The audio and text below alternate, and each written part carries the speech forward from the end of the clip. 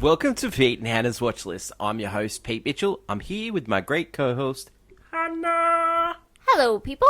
Hannah, we're here today for What's Next, the show where we help you figure out what to watch next. On today's show, we are reviewing the Steven Soderbergh spy espionage thriller, Yes. Blackbag. We're also going to take a look at the huge budget Netflix Millie Bobby Brown, Russo brothers, Chris Pratt vehicle, Electric State. But before we begin, let us tell the viewers and the listeners what they should do. Could you pretty please leave a like and subscribe to our channel? Subscribe! Leave a comment down below your feedback on the show, thoughts and feelings. Hit all the that. notification button and you'll get great content like this one, including the show we're going to do right now, What's Next, also AFI Top 100, That's right. Any Hall. Yeah, that's right. We've got movie news and we've got movie Yeah. previews and All that jazz. yeah, and also a new segment that's we're working on at the moment and it's going to be really good. Yeah, sure. Great idea from Hannah. We always love the Hannah's great ideas. Championship belt holder, I named Mickey 17. That's good for you. Hannah hasn't named one yet. I'm waiting in the wings. but- We'll look at Minecraft the movie to be something. Well, okay. Let us get on to today's show, and let's start off with Blackbag. Blackbag is directed by Steven Soderbergh. Movie a couple of weeks ago, it was directed by him. It was called Presents. Yeah, that was a weird one. Yeah, it was single shot from the space of the camera. Ghosts, yeah. Oh, I didn't mind it, actually. It was okay. But this one is a spy and international thriller starring Michael Fassbender, Yes. Kate Blanchett. Yeah. Wow. I would say this movie is Mr. and Mrs. Smith meets That's right. Ocean 11. Yeah, with the heisty Yeah. twist elements. There's a lot of backstabbing of The music of the in the background? characters. Yes, yeah, it's in a good way. It's like a very much a build up of you're like, oh, I don't know if this is gonna go the way I thought it was. You know, The elevator pitch for this movie, when a husband is told that his wife has become a leaker of information, or as a suspected leaker, he must work out if this is true and how far he'll go to protect her. yes, Fassbender plays the sort of like the cold mechanic, like this is perfect for Fassbender. similar to the movie he did before, which was like the killer. Yeah, Yeah, that where he was played the robot in Prometheus. Yep. AI guy. Kate Blanchett plays his wife, Catherine St. John. You got Tom Burke as Freddie Smalls. You got Marissa Bella from Industry. Tom Burke. He was really good in this movie, actually. He plays a really good. They're a couple in this movie, and there's a dinner party scene where these two perform together, and it goes absolutely haywire. I absolutely loved it. I really did. Yeah, no. You have yeah, he plays like that kind of like alcohol, pills, drug, kind of like chauvinistic jerk type of character. She's like the weird, innocent, quirky girl almost. And the last time we saw Tom Burke was Furiosa. He played Furiosa's love interest in that movie. Oh my god, Yeah. I loved. You got Raja Jean Page, who plays Colonel James Smokes, and he's going out within the movie Naomi Harris. John Page, you know For him the from Bridgerton, Duke, first yeah. one. Naomi First Harris season. is like, she was in Moonlight, she was in Oh yeah. James Bond films. This movie's like, even Stack like cast. There's even Pierce Brosnan. Pierce Brosnan. Yeah. He plays like the boss, the head of the agency. Like, wow. Yeah. Okay. Yeah, it's I found this movie was so well cast, well cast, well acted. well written, well acted, kept the tension going. Like even like bit parts by there's a girl called Mbika Mood. She was in the Netflix one One Day. Oh. We saw Leah Woodall in the Bridget Jones movie. They're so just like little bit players like that. Just Pierce Brosnan was like absolutely cooking this movie. Steven He Soderbergh. eats a fish that's like almost still alive. Yeah. That's, Yeah. I'm trying to eat my lunch in peace. Steven Soderbergh makes a lot of movies, and some are not for everyone, but this one is a great one. It's a great date movie. Like you get a little bit for everyone. It's It's good who to done it? talk about at the Yeah. end. Yeah. Like, Oh, great. did you know it was gonna Yeah. happen? You know, what side would you? Okay, you don't want to start a fight, but like, Yeah. what would you have done in that Well, situation? exactly. Another thing is what we've been saying for so long. Yeah. Adult movies, for adults. This is an Oh, adult movie yeah. for adults. It's not based on anything. It's just a good script. He's recent collaborator David Kep, the Jurassic Park fame. He wrote Presence as well. Yep, that is churning out movies like this, and I'm there for it. No, this is a very well executed movie. Like, it's just enjoyable to watch. I found, for me, I just really was like just waiting for the ending because I just knew it was going to be the best part of this movie. Like, for me, it was I found the most. You loved the start. Yeah, the start dinner party. the two times that are around the dinner table, the two best That's what I'm parts of the saying. movies. Yeah, My favorite bit is towards. I always love. well, the end bit with around the dinner party was great as yeah, well. because I love the bit where it's the knives out, the whole Yeah. talk it through, Sherlock Holmes, like Yeah. all these play the part to eventually find out who did it, and Yeah. I enjoyed that the most, and it was satisfying towards the end. I love spy films, but I also love whodunits, and this one is one of those. It's But the twist is like, did the wife do it, yeah, or did someone else do it? yeah, That's close to him, or did even he do it? You just don't know. 100%. Like, you don't know who's at fault here. yep. Yeah. Rating for this one, I think it's a banger. Wow. I think it's a banger, and I went too early with Mickey 17. This is my championship belt holder. Jeez. I love this movie. This is the same thing you do. Like, you just like jump ship, and then you're like, no, I love this, and then you're like, jump ship. Oh, but wait. No. I'm all in for Blackbag. Yeah, I know. Yeah, It's your bread and butter. like last year I had back-to-back changes, and then I went for Civil War, and Civil War was a long time. I think Blackbag's going to be a long time here. Well, you don't really have anything until like Mission Impossible, I'd presume. That's the only one that'd be. I really enjoyed this movie. I know. Yeah, it fed my soul. Yeah. You know? No, it was just like, it was just a movie. It was just a movie. That's the best thing anyone could say about It's just anything. a Like, movie. it's a movie. You just, it's great with a bit of popcorn, a bit of, a nice drink, and you're sitting there, Yeah. and you're working out who did it, and with some really famous people, and just They're stylistic all shot. really like good people. Like, Yeah. this is a really good cast. Yeah. I can't they're not all like A-listers, but it's like they're all very popular in different people's fields of like. Yeah. Yeah, so it's just, I don't know, it works. What are you going to give it? I'll give it a bang as well. Yeah, no, great. I just enjoy Oh. your. Love it. Blackbag is in cinemas now. The next movie we're going to talk about is now streaming on Netflix. It's called Electric State. Electric State is directed by the Russo brothers, and you might remember them from Joe and Anthony Russo. The great movie The Grey Man. Yeah, of course. I love that film on Netflix. On Netflix. It starred Ryan Gosling. Yeah, Chris Evans. Chris Evans with his silly With the mustache. I love that mustache, Chris Evans. Hannah, You give a guy a mustache, he becomes evil, and I love it. these are the movies that they have done since their fantastic movie Avengers Endgame. They did. Okay, They did. Okay. They did. Infinity War's fantastic. Yeah, Endgame's still good though. No, I love like Endgame. compared to this, it's great. No, I'll never they made Captain America Captain America the Winter Soldier, which still a brilliant film to this day. Okay, so they've done some Producing work. Producing work. They did Everything Everywhere at Once. They did produced that. some TV shows, which was Citadel, which was not good.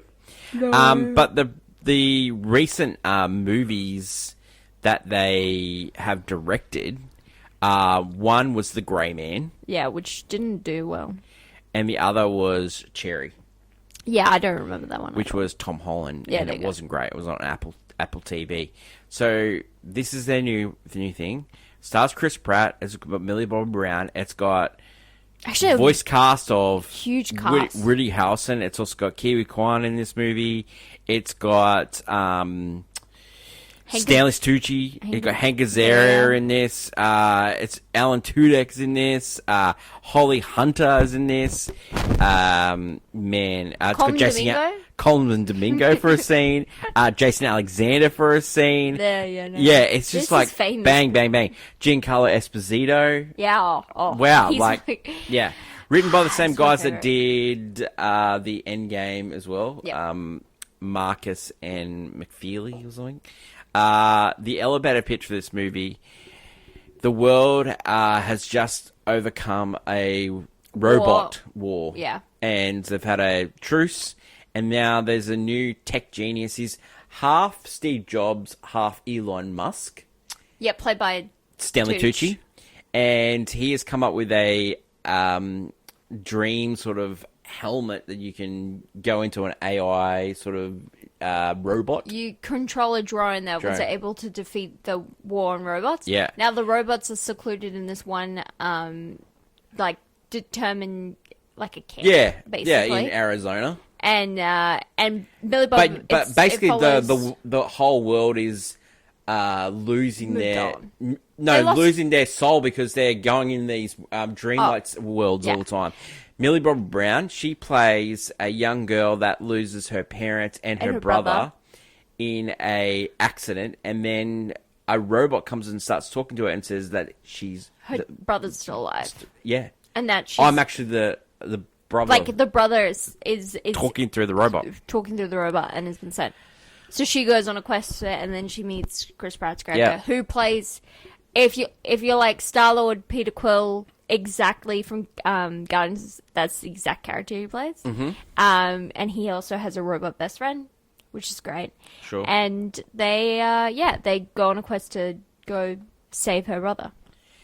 They do. They do. What do you think of this movie? This movie is being torn apart online. Yeah, it does. I think, I will say the writing of this movie, like the actual writing, I don't mind the story ideas, even though they are ridiculous. Like the whole idea of this movie is based on the alternative universe of the fact that when Walt Disney put in animatronics in Disneyland, that's when everyone was like, let's make robots and make them our servants kind of thing.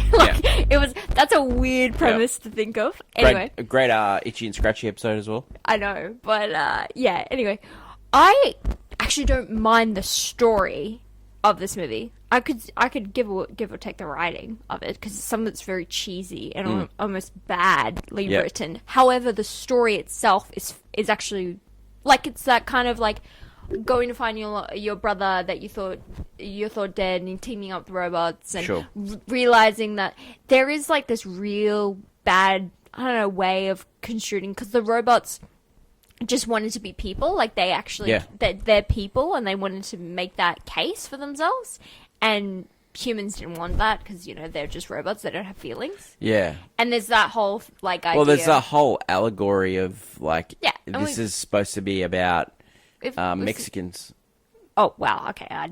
That's what like the immigration and all that stuff like that. It's build the wall like which they did. The robots rise up from servitude. Yeah. Oh jeez. This is what this movie is about. Yeah, I think. It's the underlying story. However, of this movie. I think this movie is supposed to be for kids, and kids don't think about that. That's why. And I feel like, but kids don't.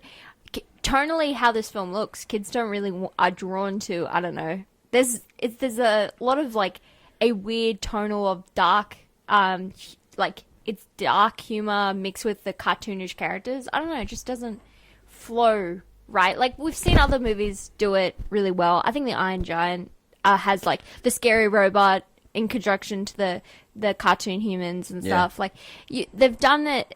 The idea of robots in human society before, and I don't know, some people do it right. This movie doesn't, however. It's too weird. Another movie that didn't do it right, but played on the same sort of like tropes. The Creator? Creator? Ready Player One was a little bit different because it dealt with humans going into really living their fantasy rather than being in the real world.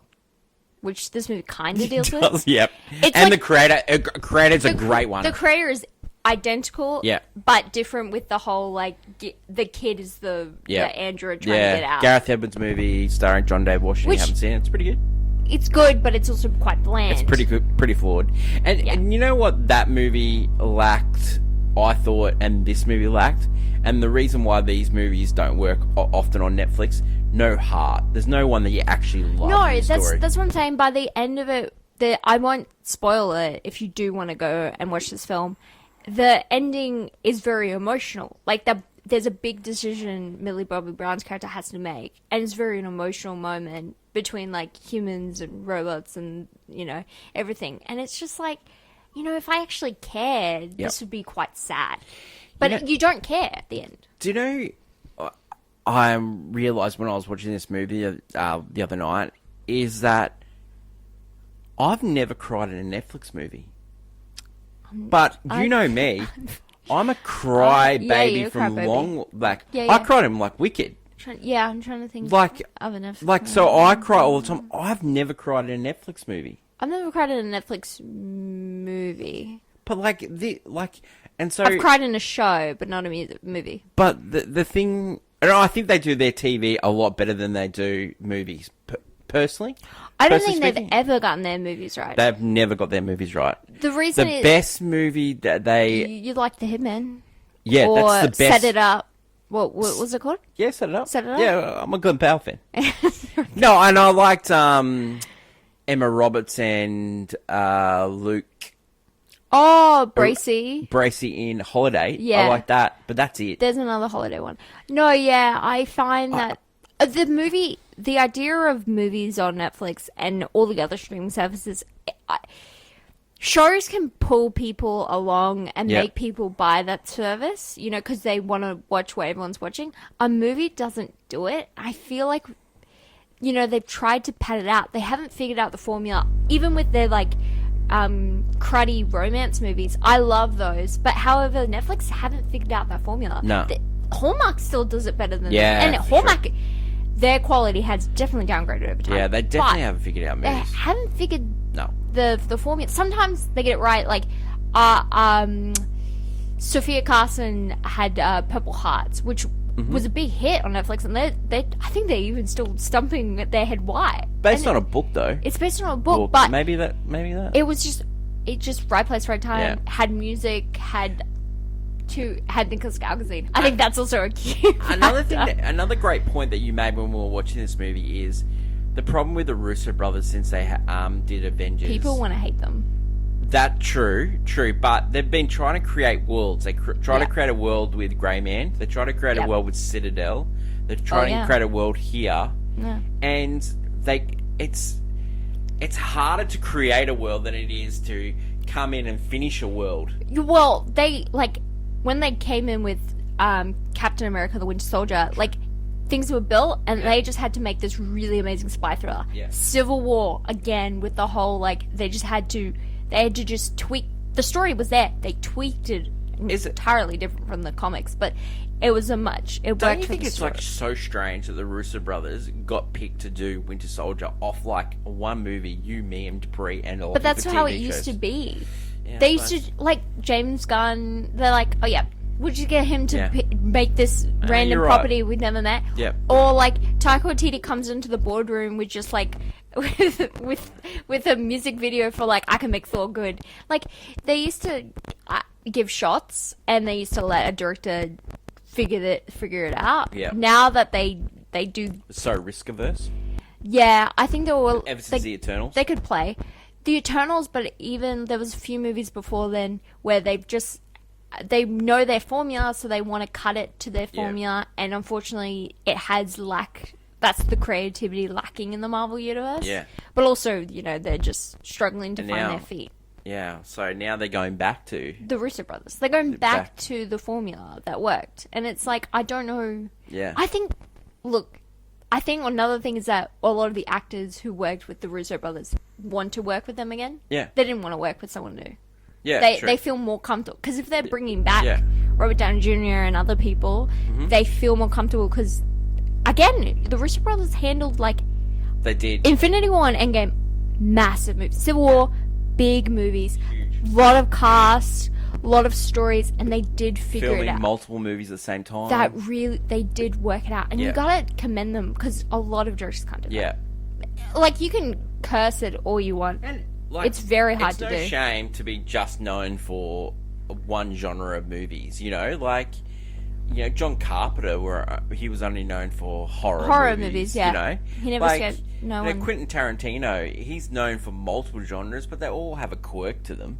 Yeah, they're all his You know, signature. Like, It's not like he blends in. yeah, like not everyone can be a Nolan or a Spielberg. I think the or Russo, a John Ford. yeah, the Russo brothers want to make these. William Wyler. They were given like they get these checkbooks though. They Yeah. get like a massive amount of money. Well, the they- Grey Man was expensive, Hugely expensive. and this is the better. This was more expensive. Yeah.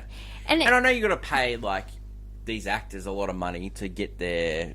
I know, but Upfront sort of thing. it seems ridiculous to It does. think it about. does. But also with this movie, they use a lot of CGI, and I don't think it's actually that bad because they try to animate the robots. Everyone has unique sort of things. In the past, I've been really critical of the way the movies look. I didn't think this movie looked that bad. No, but my problem was like sci-fi movies didn't used to cost Yeah. this much money. Yeah. You know why? Because they just used to make really beautifully designed costumes and Miniatures. have people act in them. Yeah. Like, I know not everyone wants to dress up in a peanut costume, but sometimes Peanuts. we have to make sacrifices for All right. art. Would you recommend people to watch this movie? It's interesting. I actually didn't have a bad time watching this movie. I hated it. I know you hated it, so you go. I think it's a play to my phone, and that's generous. I think it's a play on my phone, but I generally think if you, I don't know how to say it, but if you like, I don't know, I think if you just enjoyed, If you like Millie Bobby Brown, you might like this movie.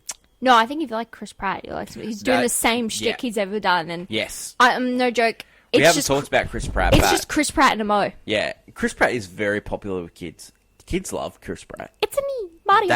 They like Mario, He played Garfield. like this. Even that movie on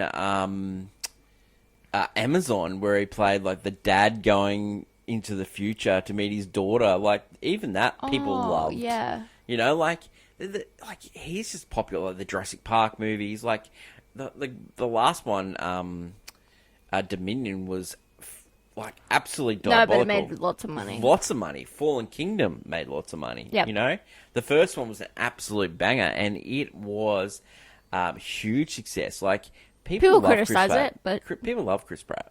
oh no, I think Chris Pratt is with there are people who dislike him for whatever reason, like his personal life Yeah. and his beliefs and whatever. But then you get generally people who don't look up that stuff or don't care just go, oh, he's a funny guy. Yeah, Yeah. he's a funny guy. Like and at the end of the day, he is. Millie Bobby Brown. I don't have any problems. With I said to you last night. I feel sorry for her. yeah, she's a Netflix kid. She's Like the same thing that Disney and Nickelodeon did, but Yeah. Netflix. yeah. Because Netflix were like, as soon as she was like popular as 11, This generation is Miley Cyrus. I don't know if this generation Miley Cyrus. Miley Cyrus is a one of a kind, okay? Unique soul, alright? I will not have besmirching of that. But of her having parents done like pushed her into. No, yeah, no, of course. No. Yeah. But yeah, I'm saying she's on that Similar same ilk. It's that same not as Nickelodeon, talented. Disney. Well, most of them could sing and dance. Yeah, that's true. That's true. She did not have a blossoming singing career. I did like some of the voice actors in this. Woody Harrelson, I love him. I've always enjoyed him. I will Brian say Cox. I didn't really notice. I love Brian Cox. Yeah, but I didn't really notice their As voices. a pitchy? As a pitcher? The baseball guy? Yeah, but I thought didn't. that was I good. didn't really notice their voices because it's I did. so they use a filter to make it sound like robotic. Oh, yeah. So I'm like, I don't really Jenny notice it. Slate. Like you could have put just Rob any. Gronkowski. Again, you could have put just anyone in there. Yeah, well, I pay these guys a truckload. That's how it costs $350 million. Yeah, that's wow. what I'm saying. Electric State is now streaming on Netflix. That is it for today's show. Blackbag and Electric State. You can watch those now. Thank you to my lovely co-host Hannah. Tomorrow is Annie Hall. Man, a movie that is going to get a scathing review from someone sitting right in front of this camera right now. And it ain't me. That is my lovely co-host, Hannah. Long live cinema. And until we meet again, it's bye for now. Bye.